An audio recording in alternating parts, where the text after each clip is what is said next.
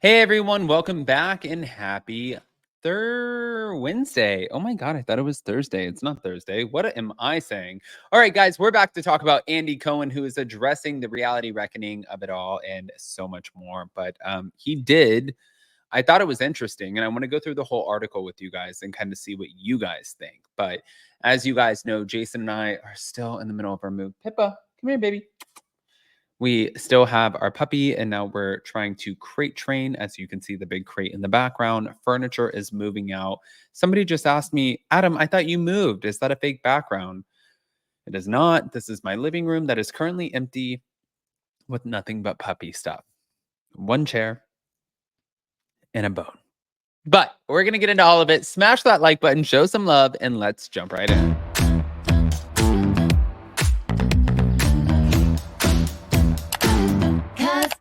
Cause no one can do it like we do it, like we do it, like we do it. Cause no one can do it like we do it, like we do it, like we do it.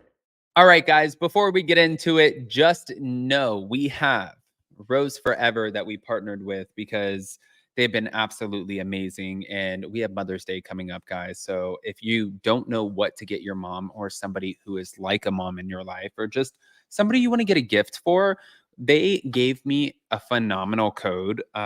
Code Adam40 for $40 off. The roses last over a year. The box is so beautiful. It smells delicious. They do smell amazing. The box is velvet and you can get them in different styles, but you can combine my code Adam40 for the $40 off with code Adam to get free shipping, which makes it even better. Now, with that, I have to share this because this is some shit. Here we go. Thank you to Bywig Hello Drama. They said Andy Cohen did an interview with the Hollywood Reporter and was asked about Leah McSweeney, Brandy Glanville, Caroline Manzo, Bethany Frankel, Ebony K. Williams. Andy was asked about the lawsuits, criticism he's faced, and more. All right. So, thank you to the Hollywood Reporter. Adam Cohen. Andy Cohen finally speaks out on the Real Housewives reckoning. It's hurtful, but I have no regrets. Ex-Bravo stars are hurling charges and lawsuits over alleged sexism, racism, and substance abuse on set. But the network's Golden Boy says he is having the time of his life celebrating 15 years as the host of Watch What Happens Live. Now, there's been a harassment lawsuit that was filed by two of his former housewife stars alleging sexism on the set, among other charges, right? There have been accusations of drug use as well as alcohol abuse and even instances of on-set racism. So Andy is constrained by his lawyers from delving too deeply into the details of these allegations, though you get the feeling from this is what they're saying, sometimes uncharacteristically taciturn demeanor, that it's a subject he'd rather not discuss anyways. Still, he sits on this park bench for a couple of hours on this April afternoon and for the first time answers questions about the accusations as well as some about his dating life, his decision to have kids, and what it means to be the only openly gay man on late night TV. Some critics have complained that you and Bravo have been slow to adapt in some ways. Ebony Williams, the first Black New York housewife, says she's encountered pervasive racism on the show. I can't speak to her particular experience, and I'm no longer in charge of programming decisions. So I am proud of all of the work that Bravo has put into making their shows more representative of the country's demographics. George Floyd was an important cultural shift that forced us to look at all of our programming.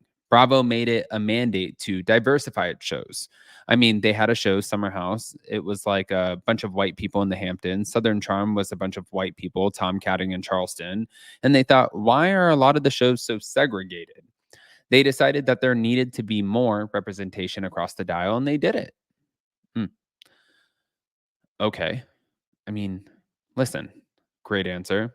But wait, hold on. It continues. Brandy Glanville and Caroline Manzo have both complained about sexual harassment, and Leah McSweeney told Vanity Fair that ratings mad producers hid liquor bottles on the set and sabotaged her sobriety. Are these isolated complaints or symptoms of a larger problem. Unfortunately, I can't talk about some of these things. What I'll say about the alcohol is that we have so many sober people and people who have gotten sober on the show, like Countess Luann. We have people who've never had a drink during the entire run of the show. Jill Zarin, Candy Burris, Heather Dubrow will just have an occasional glass of champagne. Heather Dubrow? Okay. So, sure, there are people who drink. There are many people who never drink. We don't force anyone to do anything, but no one is secretly hiding liquor bottles on set. That's ridiculous. We've been very supportive of people's sobriety. Hmm. Um, the only one that I didn't necessarily understand in that moment would have been the Heather Dubrow, but I didn't get that. I'm like, Heather Dubrow? What do you mean, Heather Dubrow? Like, from what I gathered in that situation, I always thought that Heather Dubrow had a whole champagne closet. Are we not looking at this like Heather Dubrow? What? What? Can I not say it like that? What? Okay. Back to it. Now, but Bravo wouldn't be the first network to use liquor to gin up some drama. We don't need to gin up some drama. Have you seen Ramona Singer on a random Tuesday at 1 p.m.? Have you ever run into Lisa Rinna at noon? Lisa Rinna does not need a glass of rosé in order to tell you exactly how she's feeling. Margaret Josephs only drinks Diet Coke, and she's a truth cannon wherever she goes.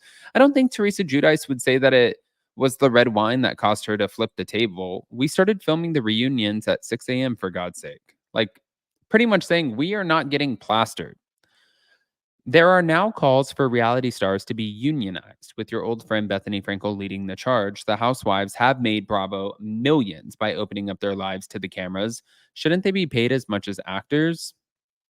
I have a lot to say about that, but I need to make it clear that I'm speaking as an independent producer. This is not Bravo speaking. This is my take on it.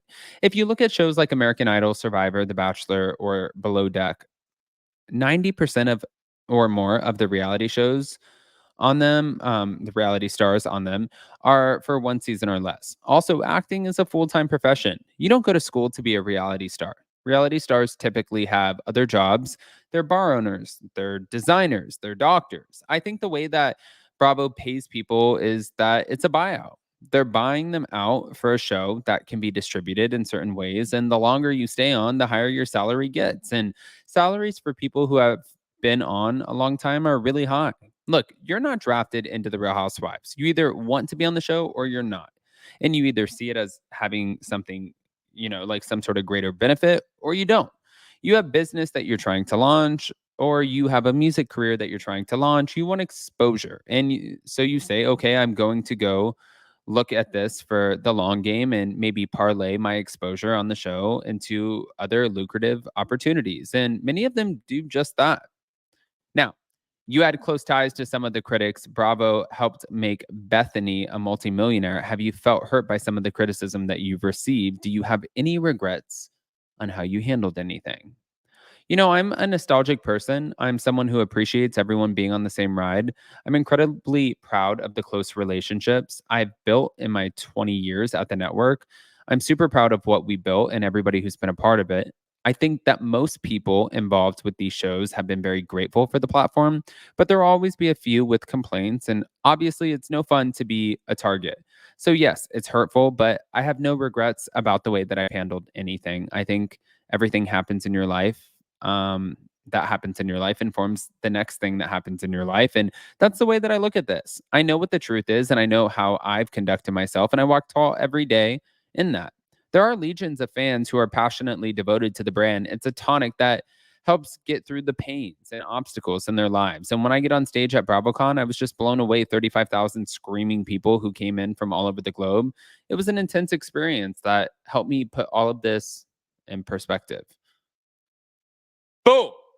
Okay, guys. I want to hear what your thoughts are, especially about Andy Cohen addressing all of this. But again, do not forget to check out my collab with Rose Forever, roseforever.com. Use code Adam40 for $40 off your purchase and code Adam combined with it so you can get your free shipping. But I'm going to pin that in the comment section and also the description of this video.